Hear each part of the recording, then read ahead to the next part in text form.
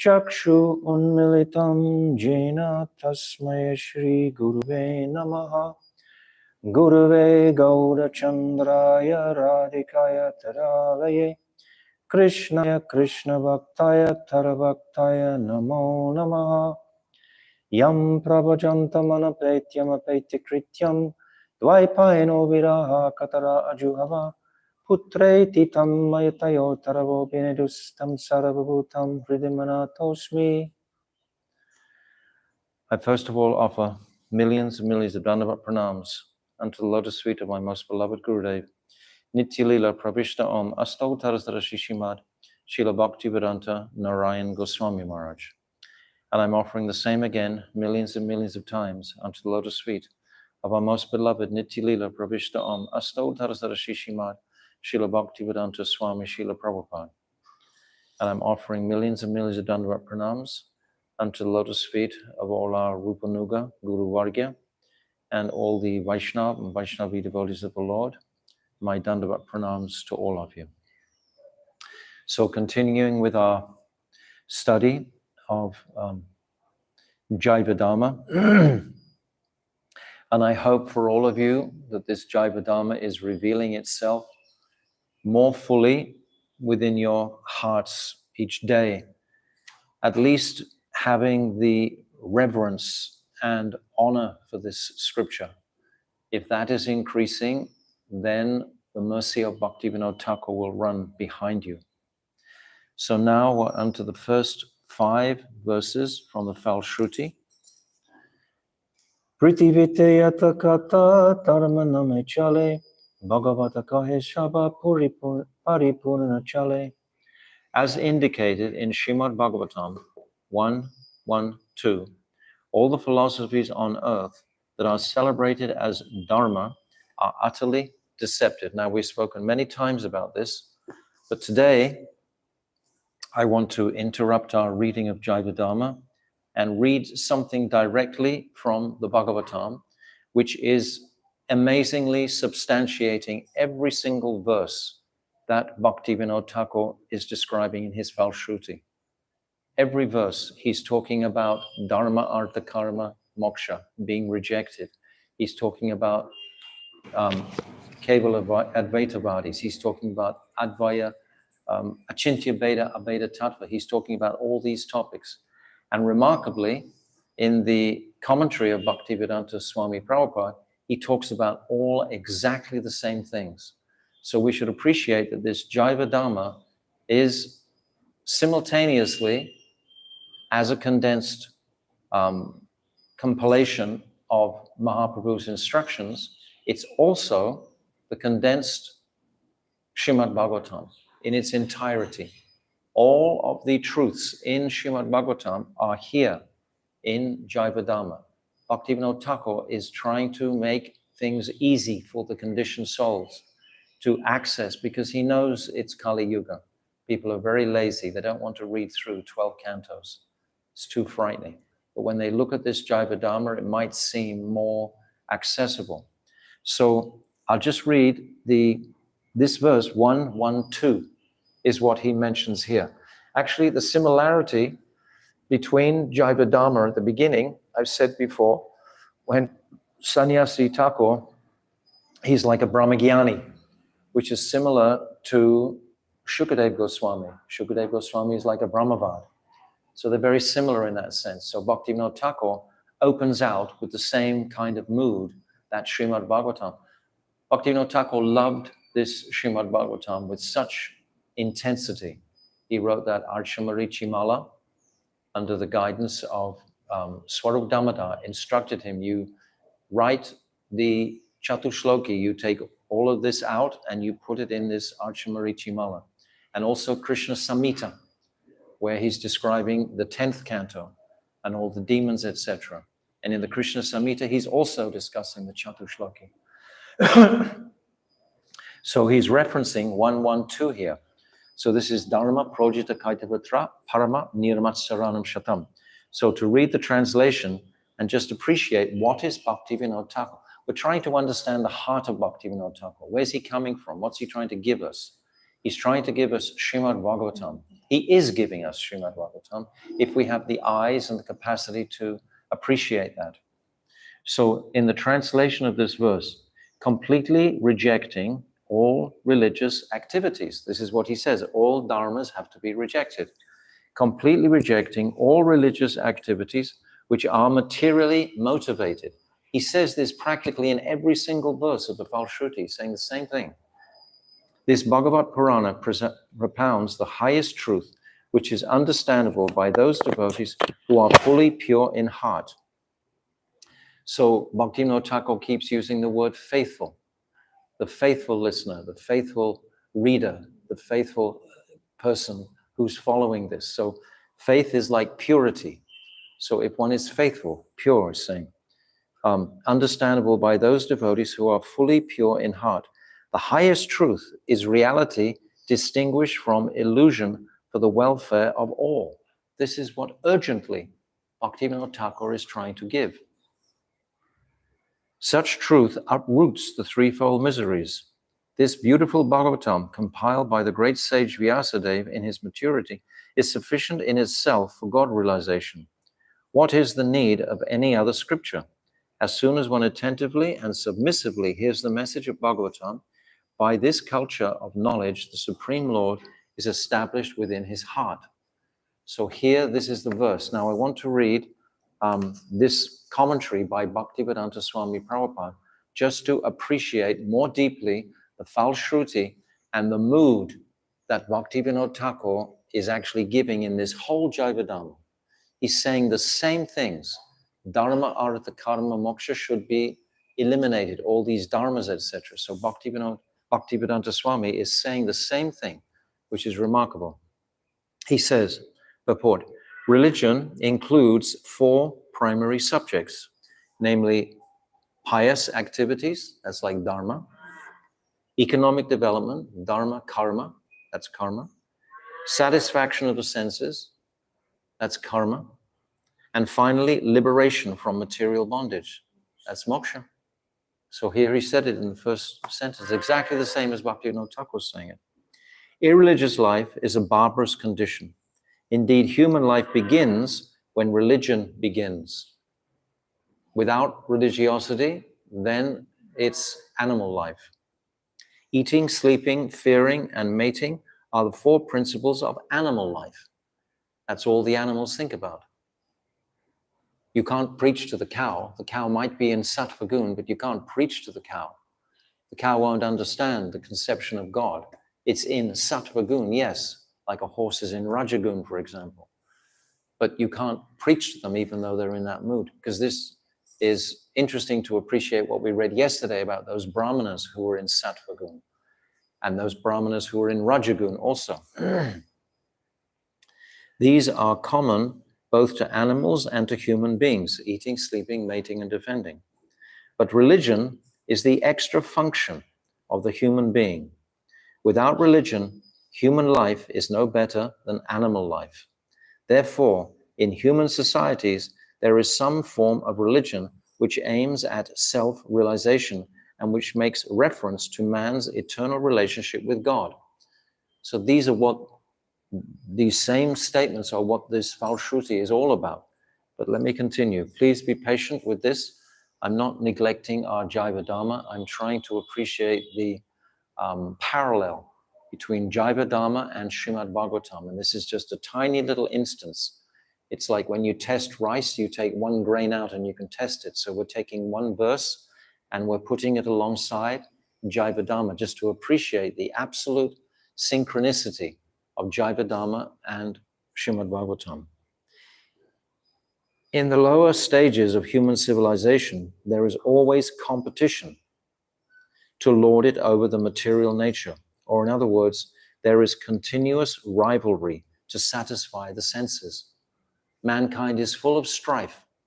Even the trees, when you see a nice forest, they're also full of strife. They're all struggling for the water, for the minerals, the elements in the earth, for their sustenance, etc. They're fighting with each other. Every living entity is in a battle with each other for the various resources because they want more than what they're allotted most of the time. So this struggling, this fight, this war, which we certainly see prevalent in Kali Yuga. Driven by such consciousness, man turns to religion. Oh, there is continuous rivalry to satisfy the senses. Driven by such consciousness, man turns to religion. He thus performs pious activities or religious functions in order to gain something material. But if such material gains are obtainable in other ways, then so-called religion is neglected. If he thinks he can bully his way to making a lot of money, he doesn't want religion. If he thinks might is right and physically takes over some properties or whatever, why does he need religion? He gets everything he wants to be satisfied with. This is the situation in modern civilization. So Bhaktivedanta Swami Prabhupada is making everything very relevant in this world, just the same as Bhaktivinoda Thakur is. This whole Jaiva Dharma is making relevance out of philosophical truths. It's not just airy-fairy in the sky, some armchair philosophy. He's making them totally relevant to how we live and think and breathe in this world. Because without this, we're like animals. If we don't take to this, we're non-different to animals. Without having this foundation, man is thriving economically. So at present, he is not very interested in religion, especially a country like India. They're so proud of their economic development. Our president here, Mr. Modi, boasts in states like Gujarat, oh, we are the number one meat exporter, the number one exporter of beef in the world. And he thinks that's something to be proud of. I mean, what sort of reaction is going to come to India because of that? India, the land of the cow, where people in the West have revered the Indian non-hostility traditionally to cows, where they wander in the streets, etc. Here, it's been advocated they are the number one in the whole world of beef export. It's so shocking. But it's Kali Yuga, so we have to accept these things. Man is thriving economically, so at present he is not interested in religion. Churches, mosques, or temples are now practically vacant. Isn't that true? Men are more interested in factories, shops, and cinemas than in religious places which are erected by their forefathers. This is the state. We have to be awake to where we're up to in the world. We're in the thick, dense clouds of Kali Yuga. It's different to how it was previously in Dwarpa Yuga or Treta Yuga or Satya Yuga. Things have changed since the beginning even of Kali Yuga, and it's getting deeper and deeper. Don't be surprised or shocked. Be awake to what's happening and know why it's happening, because people are becoming weaker and weaker in the onslaught of Kali Maharaj, and it's becoming more populous to turn away from religion today. This practically proves that religion is performed for some economic gains. Economic gains are needed for what? For sense gratification. Often when one is baffled in the pursuit of sense gratification, he takes to salvation and tries to become one with the Supreme Lord, mukti. So we go from karma to gyan and then mukti, or bhukti, mukti, and bhakti. We discussed that in the 12th chapter. It's no different to the Bhagavatam. The truths are the same. This is what I'm just trying to encourage us to appreciate, is Bhagavatam and this Jaiva Dharma are non-different, except the Jaiva Dharma is more concise. It's more precise, in fact. Often one is baffled and he takes to salvation and tries to become one with the Supreme Lord. Consequently, all these states are simply different types of sense gratification: dharma, artha, karma, moksha. And these are the four principles that, for example, in India, they base their whole civilization on. They think that this dharma, artha, karma, moksha is what everything is all about, and liberation. In the West, they don't really even know so much about it. They just are doing it like animals. In the Vedas, the above-mentioned four activities are prescribed in the regulative way so that there will not be any undue competition for sense gratification. This is Varnashram system.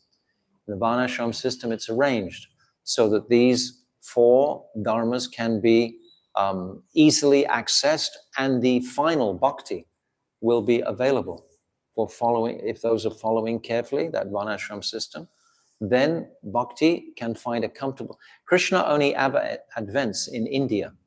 Why? Because there's Varnashram here. This is why he advents in India, because there's some type of civilization. There's no civilizations of worth in the Western world at all. What there was the Greek civilization, the Spanish dominance, the Carthaginians, who else? Egyptian, the Romans. Now it's the Americans. Before that, it was the Europeans or the British. It's all these different, and they're all very, very brief. None of them go back in history like India's history. India's history, this Bhagavatam itself goes back billions of years. It goes back before the beginning of time. It goes back into the next day of Lord Brahma. And even before Lord Brahma's advent, it's described. So you can't get any more historical depth than the Bhagavatam.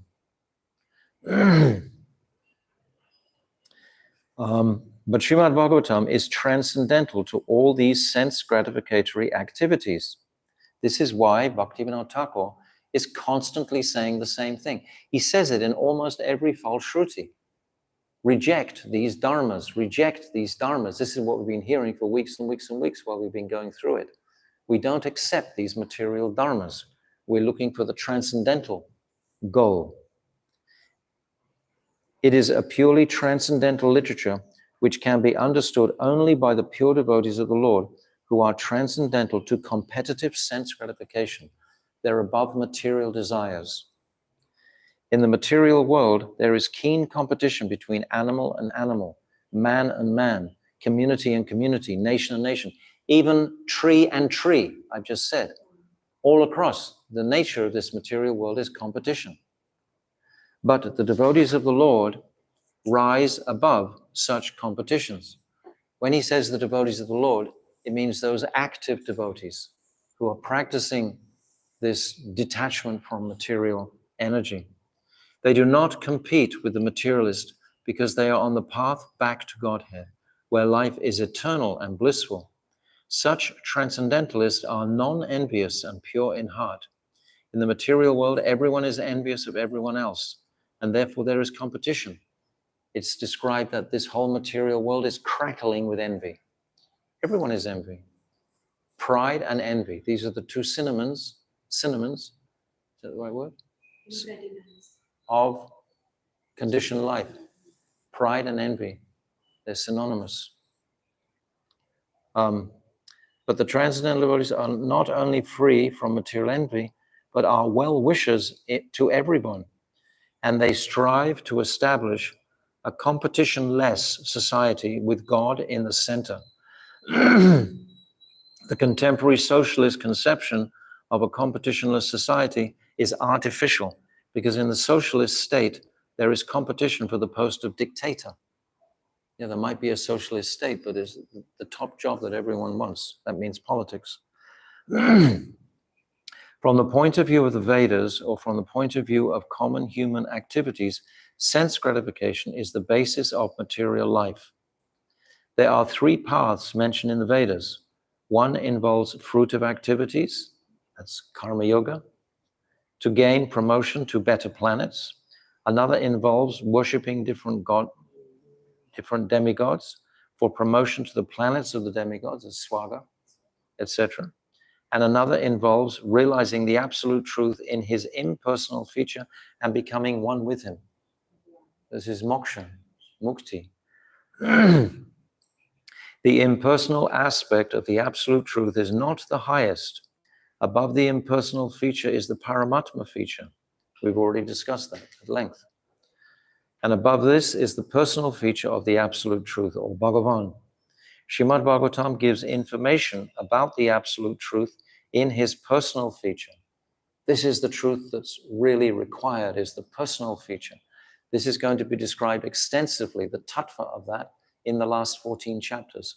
These chapters that we're going through now, these Dasamula, they're creating the groundwork, the platform for our eligibility. because we must become eligible to understand the activities of Krishna in Vrindavan. There's an eligibility that goes along with that. If we have that developed eligibility, we can very easily understand the topics. Srimad Bhagavatam gives information about the absolute truth in its personal feature. It is higher than impersonal literatures and higher than Gyan Kand division of the Vedas. It is even higher than the Karma Kand division and even higher than the Upasana Kand division. Upasana means the worship. That means Aishwarya.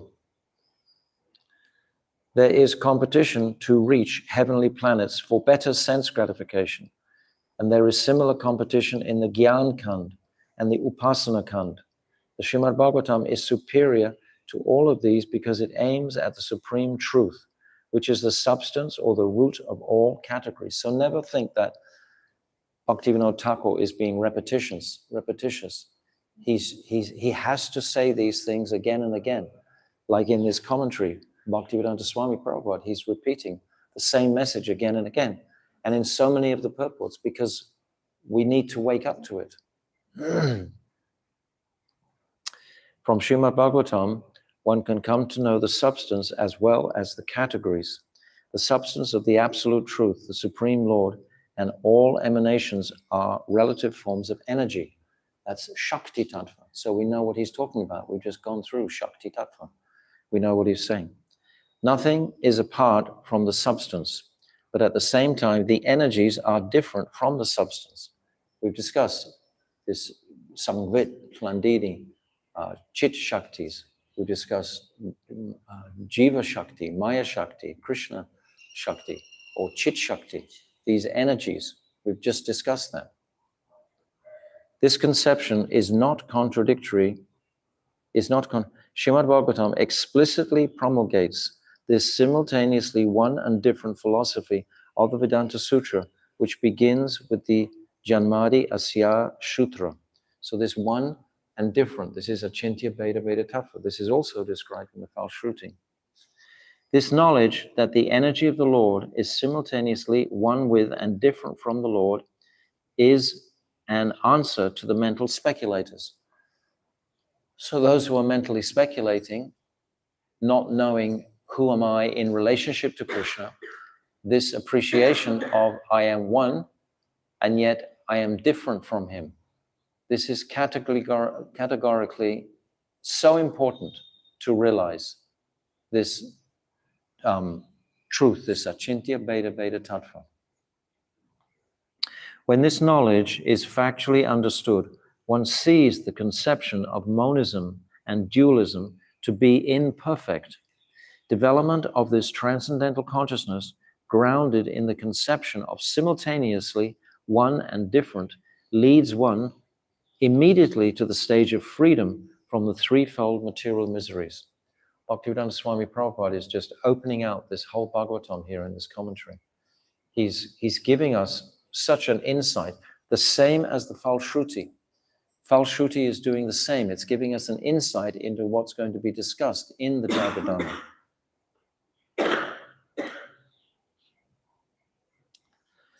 The threefold miseries. Those miseries which arise from the mind and body. 2.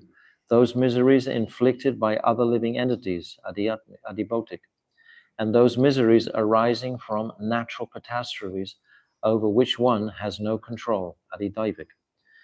Srimad Bhagavatam begins with the surrender of the devotee unto the absolute person. So we perform this activity through Guru.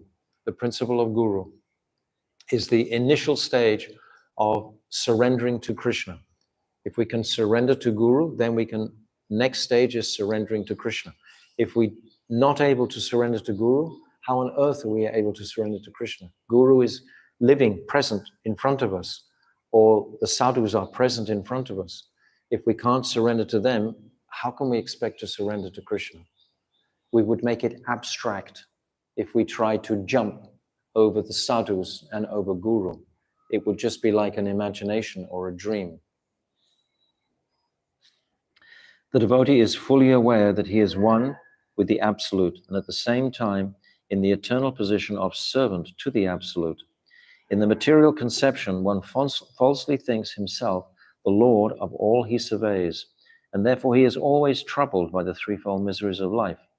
But as soon as one comes to know his real position as transcendental servant, he at once becomes free from all miseries.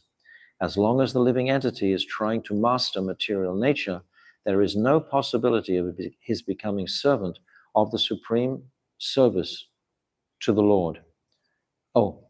There is no possibility of his becoming servant of the Supreme. Service to the Lord is rendered in pure consciousness of one's spiritual identity. By service, one is immediately freed from material encumbrances. So we must consider and meditate on our eternal swarup. What is my eternal nature? We understand my eternal nature is not this bodily identification. That's not who I am eternally. So why should we take up so much interest in that? We should seek and pray for instead our swarup. Swarup will be revealed by Guru internally. Over and above this, Srimad Bhagavatam is a personal commentation on the Vedanta Sutra by Shivyasadeva. It was written in the maturity of his spiritual life through the mercy of Narad. Sri Vyasadeva is the authorized incarnation of Narayan, the personality of Godhead. Therefore, there is no question as to his authority. He is the author of all other Vedic literatures, yet he who recommends the study of Srimad Bhagavatam above all others, Bhaktivinoda Thakur, is also embracing this Bhagavatam to give the same conceptions from the Bhagavatam in the Jaiva Dharma. It's the same, it's non-different. In other Puranas, there are different methods set forth by which one can worship the demigods. But in the Bhagavatam, only the Supreme Lord is mentioned. Yes, there's no other Deva worship mentioned here. This is only guiding us to Brajendranandan Shyam Sundar. The Supreme Lord is the total body, and the demigods are the different parts of the body. Consequently, by worshipping the Supreme Lord, one does not need to worship the demigods. The Supreme Lord becomes fixed in the heart of the devotee immediately. Lord Chaitanya Mahaprabhu has recommended the Srimad Bhagavatam as the spotless Purana and distinguishes it from other Puranas. He calls it the Amala Purana. Sri Chaitanya Mahaprabhu, Matam Idam Tatradaro Naparaha. That this is the opinion that Aradayo Bhagavan Brajeshat Tanayas Tat Dhamma Vrindavana Ramya Kachit Upasana Braja Vadura Vagena Vakalpite. This is Krishna, Vrindavan, and the gopis. And this Srimad Bhagavatam is the spotless Purana as the evidence, the Amnaya. The proper method for receiving this transcendental message is to hear it submissively. A challenging attitude cannot help one realize this transcendental message. One particular word is used herein for proper guidance. This word is shushrushu. One must be anxious to hear this transcendental message. The desire to sincerely hear is the first qualification. This is the qualification of Raganuga Bhakti, is greed. Krishna Bhakti Rasa Bhavitamati Kriyatam Yati Talabite Tatra Lolyam Mulyam Ekalam. This lolyam, this greed, Janma Koti Shukridiya Nalabhyate. This is the first this is the first verse that that Mahaprabhu accepted during the Rai Ramananda Samvad. When Ramananda Rai, he says this verse, then Mahaprabhu says, yes, this is okay. All the other verses referring to Varnashram, surrender, Nishkam Karma, etc., Gyan Sunya Bhakti, all of these, because they're all temporary dharmas. So again, it's the same as what Bhaktivinoda Thakur was saying. The Rai Ramananda Samvad is exactly the same principle. It's the same line. We're talking the words in the Jaiva Dharma may be slightly different. The language, the terminologies, the vocabulary is different from the Bhagavad Gita, but the message is the same. It's exactly the same as Srimad Bhagavatam. It's exactly the same as Chaitanya Charitamrita. Shastra is one. It's not many. These different scriptures are all describing the same principle, conclusion. Less fortunate persons are not at all interested in hearing the Srimad Bhagavatam. The process is simple, but the application is difficult. Unfortunate people find enough time to hear idle social and political conversations, but when invited to attend a meeting of devotees to hear Srimad Bhagavatam, they suddenly become reluctant. Sometimes professional readers of the Bhagavatam immediately plunge into the confidential topics of the pastimes of the Supreme Lord, which they seemingly interpret as sex literature. This is not sex literature. Srimad Bhagavatam is meant to be heard from the beginning. Those who are fit to assimilate this word are mentioned in this sloka. One becomes qualified to hear Srimad Bhagavatam after many pious deeds. The intelligent person with thoughtful discretion can be assured by the great sage Vyasadeva that he can realize the Supreme Personality directly by hearing Srimad Bhagavatam, without undergoing the different stages of realization set forth in the Vedas. One can be lifted immediately to the position of Paramahamsa, simply by agreeing to receive this message. So I wanted to share this and read this today to resonate, to appreciate the absolute synchronicity between Jaiva Dharma and Srimad Bhagavatam, and also Chaitanya Charitamrita. Another day we can read some excerpts from the Chaitanya Charitamrita just to show that this is the total compilation of these shastras. Chale dharma chadi kara satya dharma mati chaturvargya tyaji dara nitya prema gati. One should completely abandon such deceptive dharmas and absorb his mind in true dharma. This is exactly what is just said. Same thing. What's different? In other words, one should give up the fourfold goals of material life, dharma, artha, karma, moksha, and aspire solely for the ultimate destination of nitya prem. There's no difference. This is the same as Srimad Bhagavatam. Amitva mimam sabrame nija dade buddhi nirvishesha brahma gyana hichita shuddhi. Those who are deluded identify themselves with matter. That is their error. However, one cannot be purified by such delusion by endeavors for nirvishesh brahm gyan. Also saying the same. This desire for moksha, liberation, it's not the supreme truth. It's not for the sincere sadhak to reach that place. Avicitratahina hale nirvishesh hoy kala simutalya seha aprakrita noy.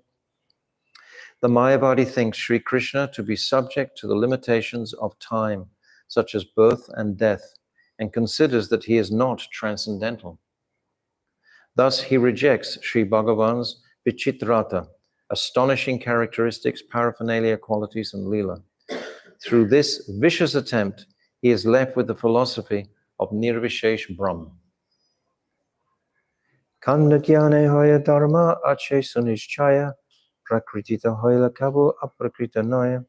Such base and contemptible gyan, which arises out of an attempt to dismember the divine form of Bhagavan, is only fit to be rejected. It is prakrita, materialistic, and should never be given credence as aprakrit dham. So I just think that's very valuable to appreciate this total synchronicity between the Bhagavatam and this Jaiva Dharma, especially brought out in this Falshruti. So yesterday we got into the topic of Navadvip Dham and Golok and Paravyom and the three Dhams, Golok, Vrindavan, and Svetadvip. We began to discuss there. So in this verse we have Anaya Praha. This is the evidence. Then Tattvam Iha Paramam Hari. Yes, this Hari Iham. Say it properly. You're not saying it properly. Say the verse. Tattvam Hari Iha Paramam. Tattvam Hari Iha Paramam. Yes, don't mumble and say it. Tattvam Hari Iha Paramam. The supreme truth. So we had that in the 13th chapter. And especially in the qualities. Yeah. This was really bringing that out. And now in the 14th chapter, we have Shakti, Shakti Matayo, which is, what is that? Sarva Shaktiman. Sarva Shaktiman. Rashadim. And then we have Rasabdim, which we're discussing now. So these are three Pramayas and the Praman in the first verse. We haven't reached the second line yet. So this is just giving us some context where we're going here.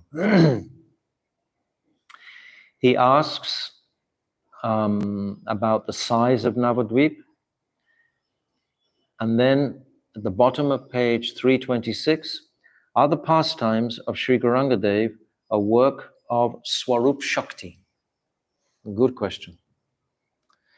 Sri Gaura's pastimes are arranged by the same Shakti who arranges Krishna's pastimes. We have to really deeply understand that Gaura and Krishna, Radha Krishna Pranaya Vikritya Hladini Shakti Asmat are the same. Krishna and Gaura are one. There is no difference between Sri Krishna and Gaurangadev. Sri Swarup Goswami says, Radha Krishna Pranaya Viktir Ladini Shaktir Asmad Ekatmanav Api Bhuvi Pura Deha Bhedam Gatautau Chaitanyakhyam Prakatam Adhuna Tad Dvayam Chaikyam Apatam Radha Bhav Dyuti Suvalitam Naumi Krishna Swarupam. Sri Chaitanya Charitamrita Adi Leela 1.5. so this is written by Swarup Goswami. Radha Krishna are intrinsically one. However, they are manifest eternally in two forms through the influence of Hladini Shakti in the form of the Pranaya Vikar. We've said before, Pranaya means loving, Vikar means transformations.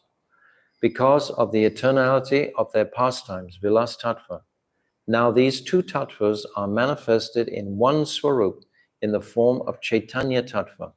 Therefore, I bow down to this Swarup of Krishna that is endowed with the loving sentiments and luster of Sri Radhika. We are so incredibly fortunate to have taken birth at this particular time. I can't conceive of the fortune that we've received, because not only are we getting Mahaprabhu's instructions, but we're getting them really that have been digested by all of our Guru Parampara and given to us in a very simple way.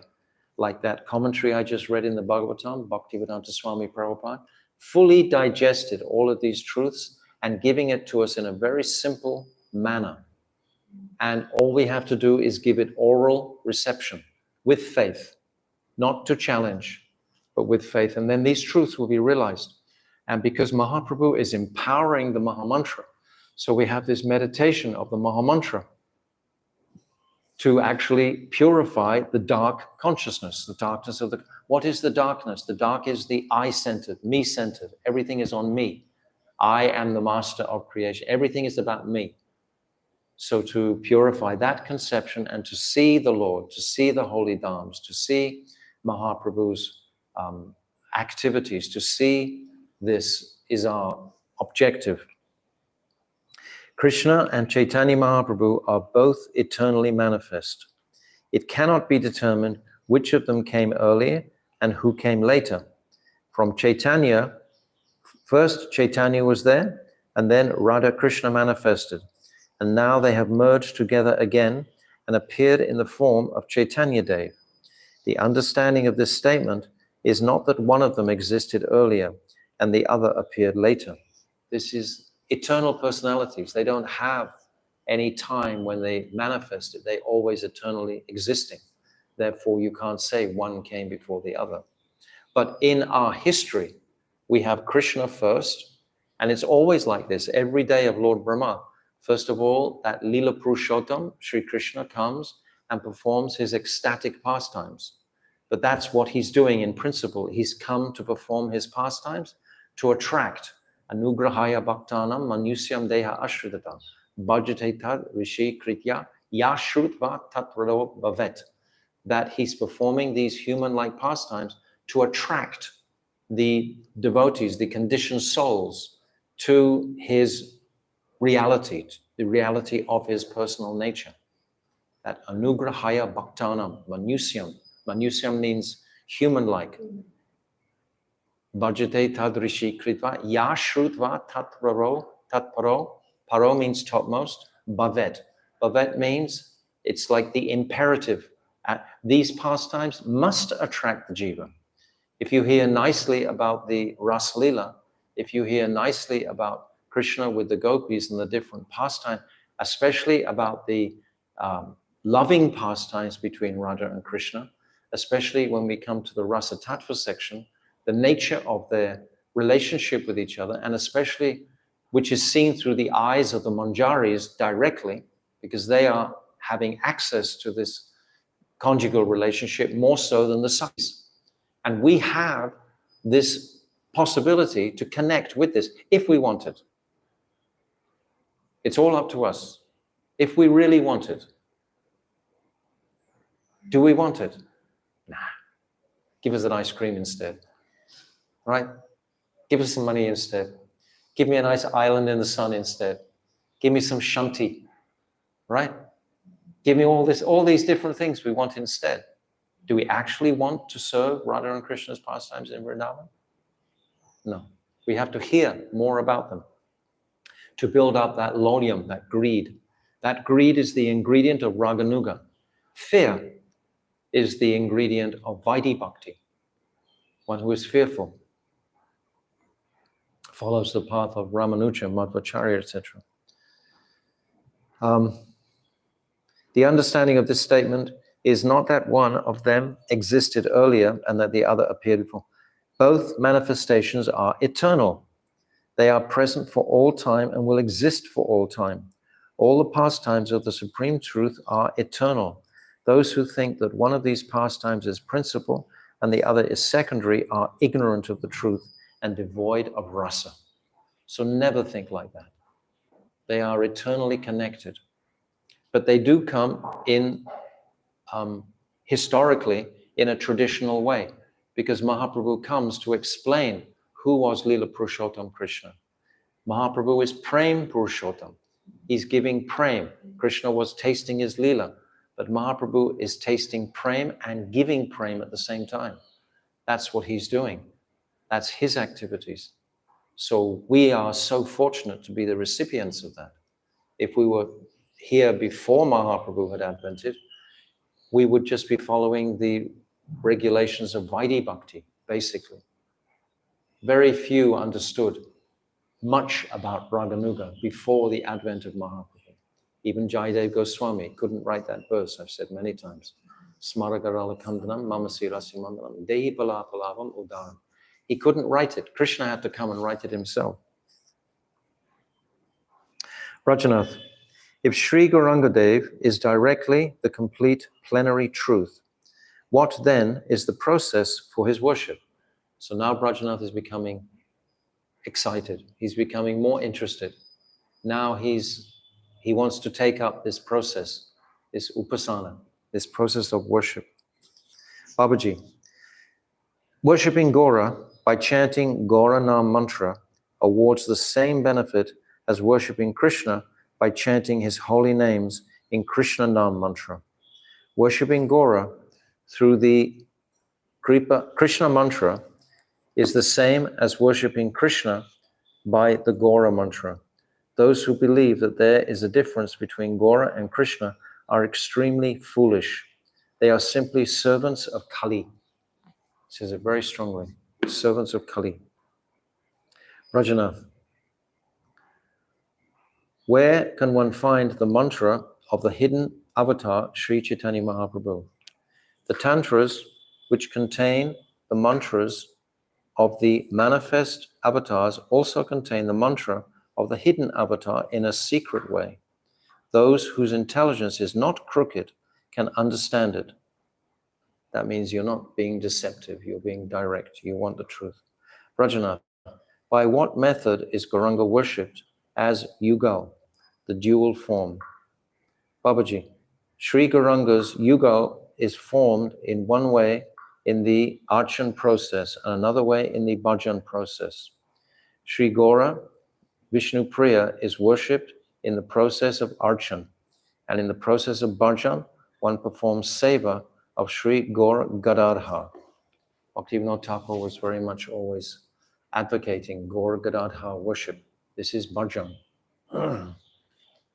Rajanath, which Shakti of Sri Gauranga is Sri Vishnu Priya. Babaji, the Bhaktas generally refer to her as Bhu Shakti. However, in reality, she is the Sangvit potency combined with the essence of the Hladini. In other words, she is the personified form of Bhakti, who has descended to assist Gaura Avatar in the work of spreading Sri Nam. Just as Navadvip Dham is the personified form, Swarup, of the ninefold process of devotional service, Navada Bhakti, so Sri Vishnu Priya is also the Swarup of Navada Bhakti. Very beautiful. Very, very beautiful. But So still, she comes, I mean... she's the personification. Personification. She's the personification of Navada Still, Bhakti. And we she's... do it as an archana process. You have a choice, depending on your adhikar.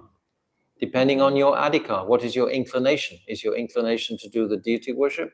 Is your inclination to do the bhajan? Is your inclination to do the internal seva or the external seva? You have a choice. But Vishnu Priya is the embodiment of both of these. She's the embodiment of bhakti, Navada Bhakti. Babaji, how can there be any doubt about this? Is the combination of Sangvit and the essence of Hladini anything but Swarup Shakti? Oh, sorry, I missed the question. Brajanath, so can Vishnu Priya be called Swarup Shakti? Is the answer to your question.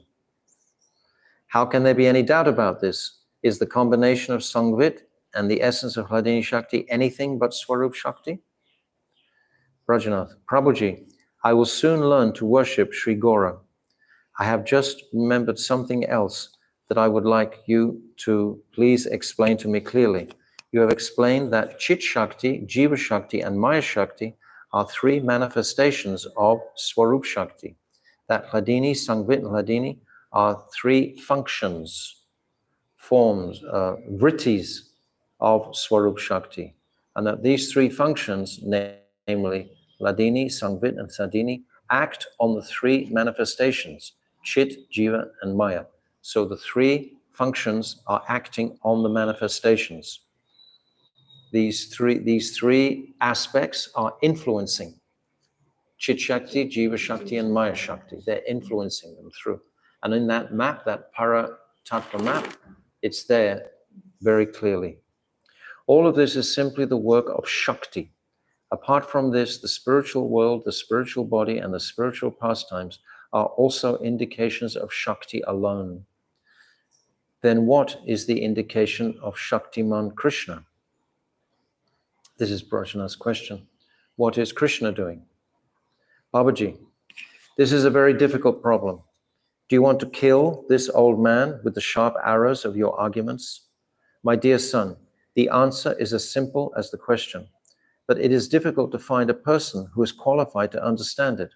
Anyway, I shall explain it, so please try to understand. So his question is, what is Krishna doing if his Swarup Shakti is manifesting the Sangvit, Sandhini, and Hladini Shaktis?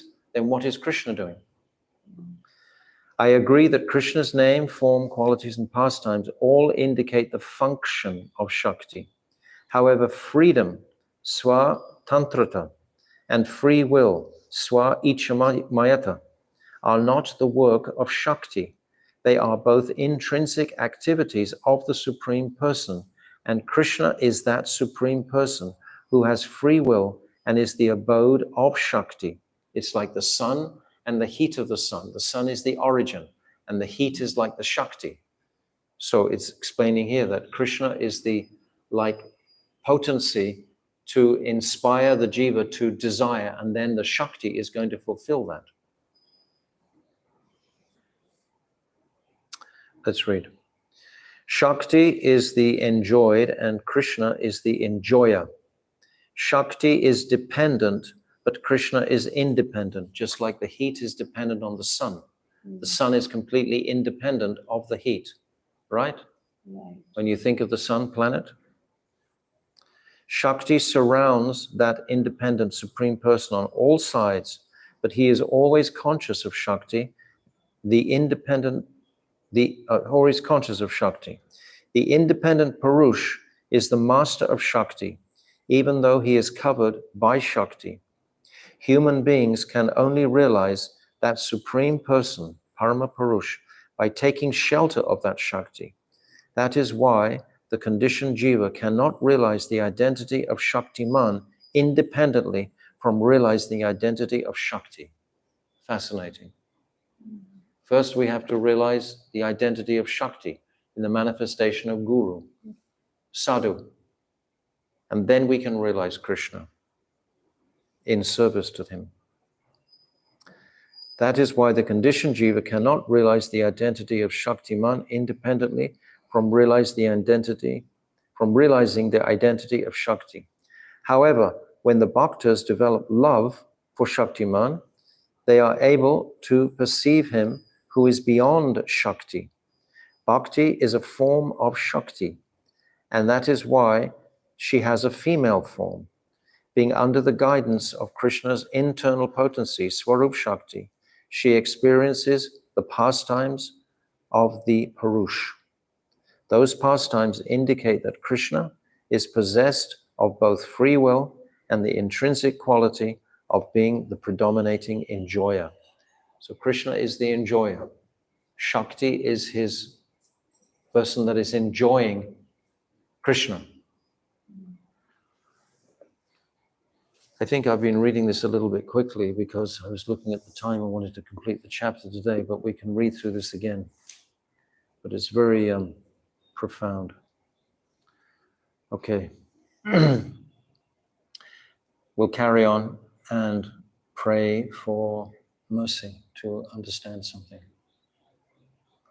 Rajanath, if we accept a tattva beyond Shakti that is devoid of characteristics by which it can be identified, that tattva would be the same as the Brahm described in the Upanishads. So something here Rajanath has not understood. He's saying that to try and understand something beyond Shakti is the Brahman. Everything has to be understood through Shakti. The Shakti potency is going to give us the service to the Shaktiman. Babaji, the Brahm of the Upanishads is devoid of desires. But Krishna, the Parama Purush, who is described in the Upanishads, is actually composed of free will, swa-icha-mayi. There is a big difference between the two. Brahm is nirvishesh, without any attributes. Conversely, even though Krishna is distinct from Shakti, he is savishesh, possessed of form and attributes, because he has the qualities of purusattva, manhood, bhokritva, being the enjoyer, adhikar, authority, and svatantrata, independence. In reality, Krishna and his Shakti are non-different. The Shakti that indicates Krishna's presence is also Krishna, because Krishna, Kamini Shakti, in the form of Sri Radha, manifests her identity in a female form. Krishna is the one who is served and the supreme Shakti. Srimati Ji is his Sevadasi. Their individual abhiman, self-conceptions, are the only tattva that differentiate them. So they have this individual self-conception, in fact, so they can demonstrate pure, loving pastimes to attract us to serve that loving relationship. But they are identical. This is basically saying that they are the same. It's being described that two lotuses, but they have one stem. They're one truth, but there's two flowers to them. Rajanath, if Krishna's desire and capacity to enjoy indicate the form of Purush, who is Srimati Radhika's desire? What is Sri Radhika's desire? Babaji, Srimati Radhika's desire is subordinate to Krishna's. None of her desires or efforts are independent from his desires, just like the heat and the sun. Always think of it like this analogy. The heat is utterly dependent on the sun or the fire. The fire is the source, the fire is the original, the fire is Krishna. So the heat is wanting to serve the source, which is the fire, always. Krishna has desires, and Srimati Radhika desires to serve Krishna according to his desires. Always, she wants to fulfill his desires. Srimati Radhika is the complete and original Shakti, and Krishna is Purush, that is, he controls and inspires Shakti. So that was quite a dense description there, and I would advise you to read it through again very carefully. And if you want, we can read through this again ourselves together. But it's a very beautiful description of the Shakti Tattva in relationship to Rasa Tattva between Radha and Krishna.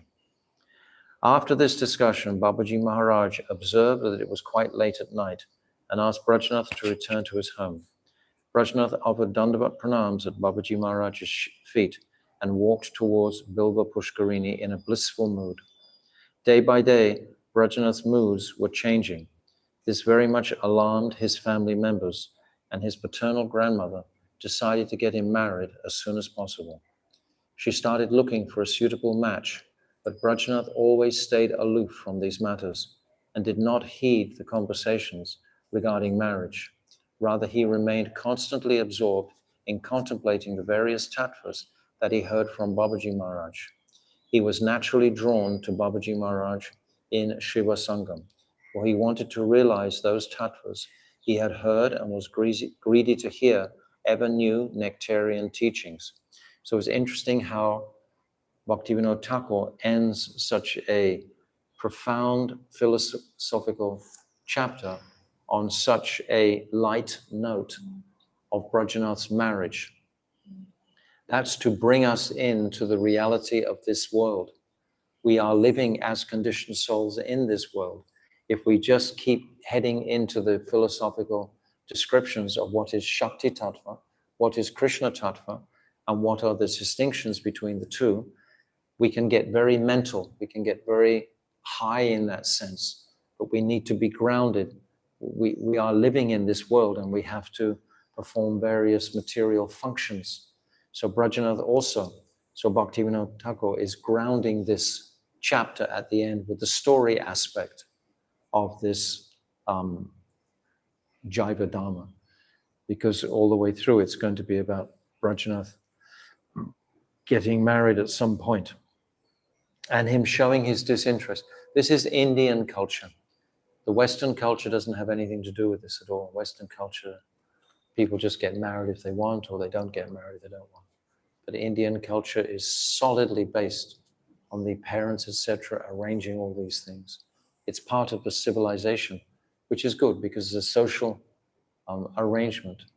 And if it's done properly, it can keep the living entity in a dharmic condition. But if it's done improperly, then the conditioned soul can become adharmic, can live an adharmic life. So it has to be done carefully according to proper considerations by the elders. So now we've completed that Shakti Tattva, and I must confess the last couple of pages are very dense and need to be gone over. But tomorrow we'll begin our Jiva Tattva, first chapter on Jiva Tattva. And this will be the Prameya, chapter 15. So tomorrow we'll have our Gurukul here present in Puri Dham, and they will sing for us this Falshruti. And I hope that you have appreciated this Falshruti more because of our reading in conjunction the Srimad Bhagavatam, how it totally is in sync with the Srimad Bhagavatam. So this should give us deeper confidence in this Grantha as a representation of the Srimad Bhagavatam completely. So Jaiva Dharma ki jai, Srila Bhaktivinoda Thakur ki jai, Gaur Premanandi, Hari Hari, Hari Hari Bol. Vanchakalpatarubhyascha, Kripa Sindhu Vevacha, Patitanam Pavanebhyo Vaishnavebhyo Namaha. Go Premanande.